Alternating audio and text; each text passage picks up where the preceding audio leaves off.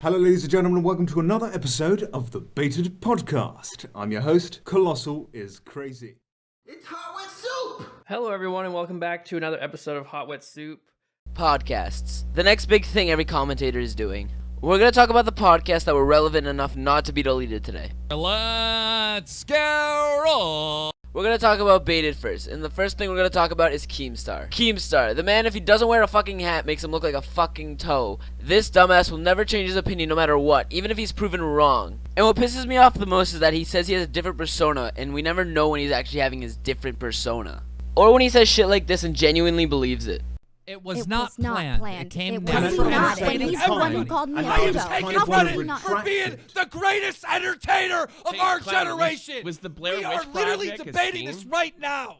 I mean, at least we can appreciate that he's a little bit humble about it. The only way Keemstar can actually entertain people is when he tries to pronounce words. He's just trying to be nice. Shm. Laughing out loud, touchy, sir. Treat all channels equally and do not favor any specific creators. And the guy can't have a debate on Baited without yelling. Honestly, I wouldn't be surprised if Keem had a crush on Zoe Burger. This my shit. All the girls stomp your feet like this. Few times I've been around that track, so it's not just I wouldn't be surprised if Keem was her sugar daddy. You probably forgot this, but you have a girlfriend, Keem. And now we're going to talk about Tommy. Baited's personal own laugh sound effect.